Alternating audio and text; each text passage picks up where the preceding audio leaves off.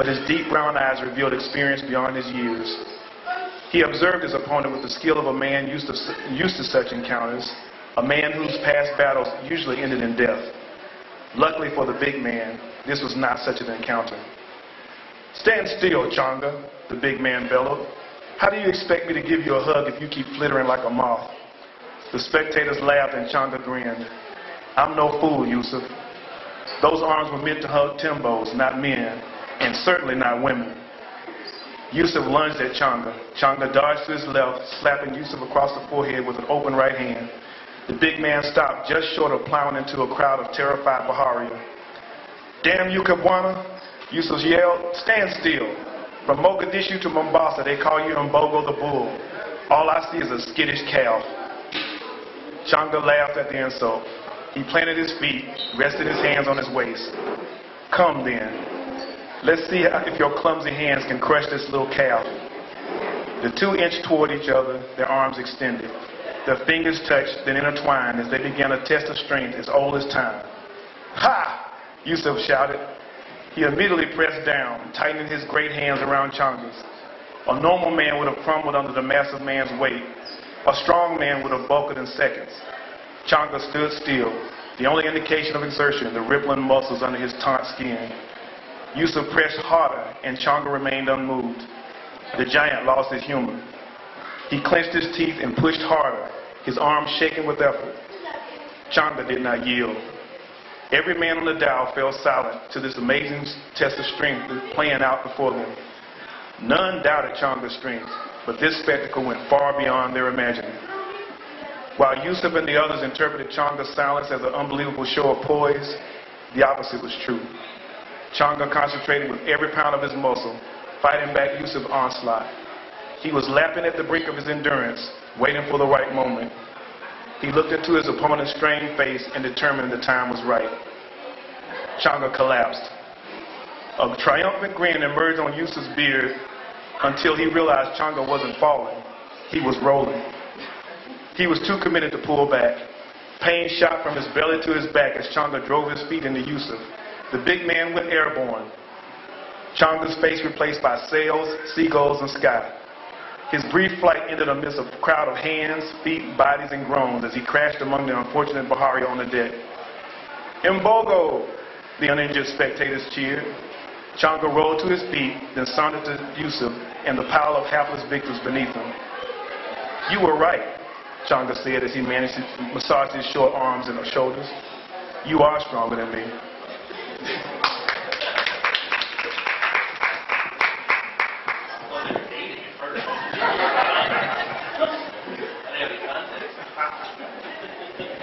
So, this is when Martin really makes his first connection with the ladder, and it's early one morning, and it's funny. I was talking to your wife, and we were talking about how when you write a book, you don't read it.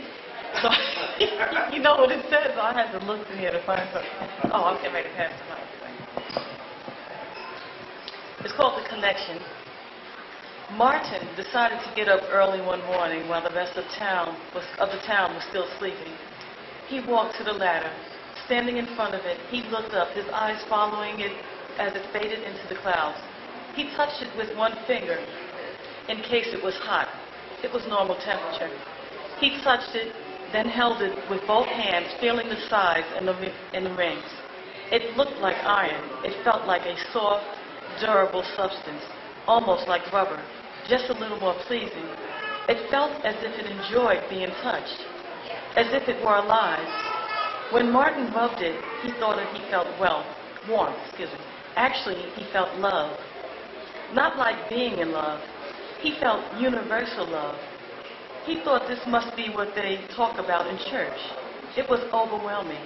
He let go, sitting down, savoring the feeling. The sun hadn't come up yet.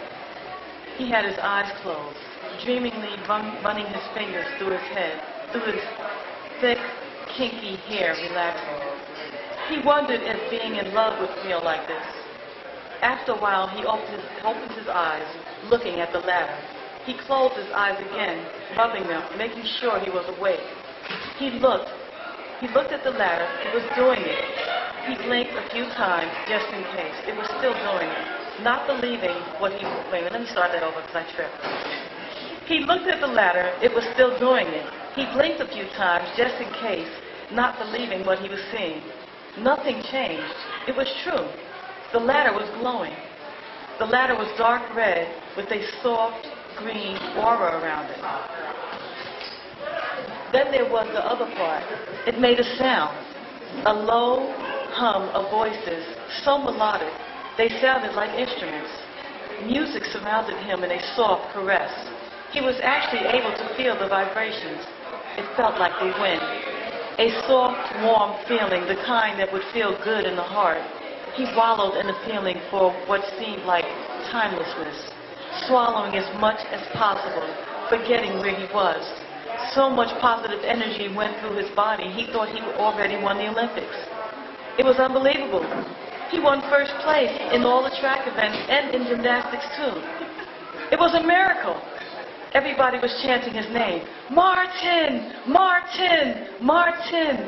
He was on a natural high. He had won so many melodic medals, someone was holding them for him. Instantly, Martin was an international superstar. Jesse Owens, my idol, move over. Suddenly, everything stopped.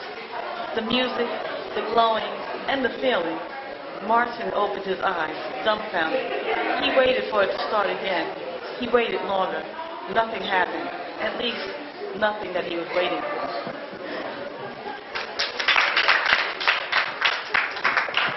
All right, I'm not going to start at the beginning of Silence. I'm actually going to read the back blurb, hopefully give you some scaffolding for where we are. I'm going to read from the middle. I want to read my favorite section of the book.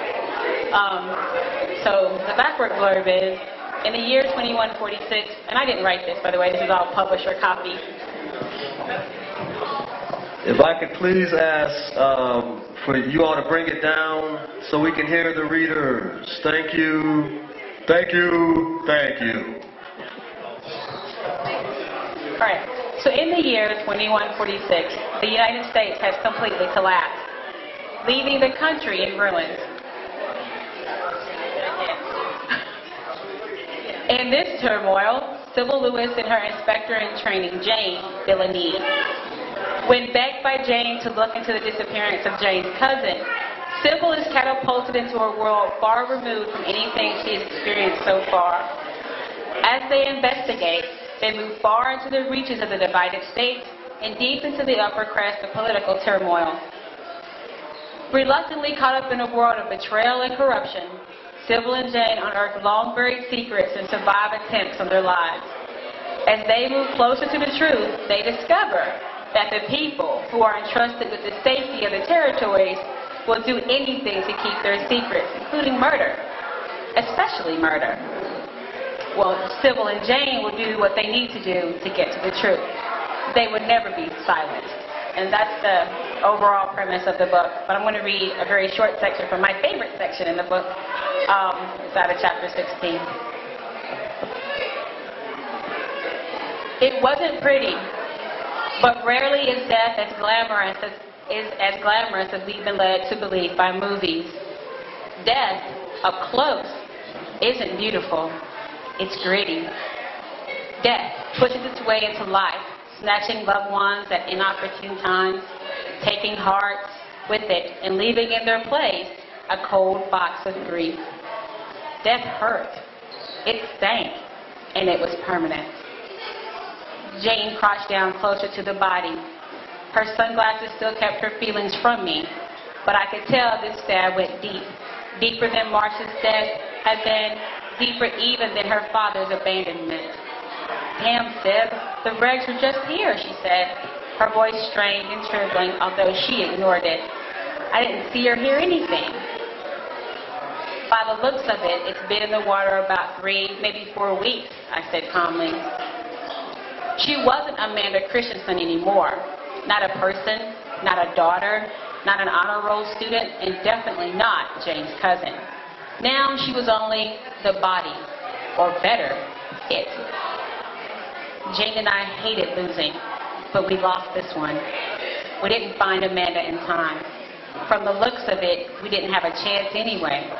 She'd been killed almost immediately after disappearing some 3 to 4 weeks ago. Hopefully, the forensic team could come up with an exact time. But I bet my last bit of district dollars she was killed, if not as soon as she disappeared, but shortly thereafter. Jane stalked past me, so careful of preserving the muddy tracks, because now this was a violation scene. The regulators would be swarming all over this area, mucking up the case and ruining evidence. But hey, it was their case, and I didn't want us catching the blame for missing evidence and such. With one glance downward to Amanda's floating corpse, I asked myself, not for the first time, why I did this job. Oh yeah, because I earned a paycheck, and the Army didn't want me anymore.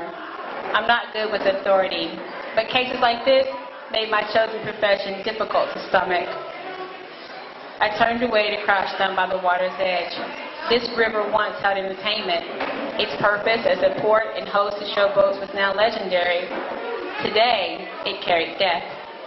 I took out a pair of latex gloves from my pants pocket. Technically, I couldn't remove evidence, and I definitely wasn't supposed to touch anything. I was a second-rate citizen when it came to the regulators. Citizens could do citizens' arrest, but private investigators couldn't. The ID chip placed beneath my skin told everyone with a scanner my identity and profession.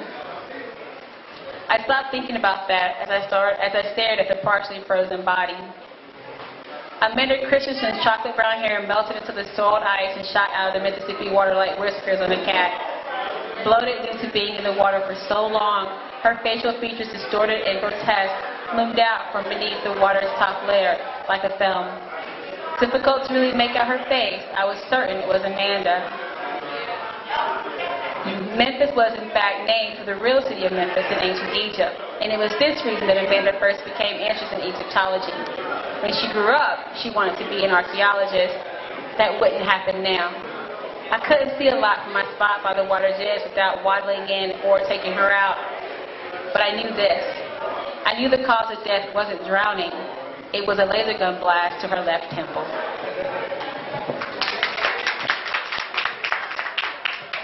Excellent. Let's give our authors another hand.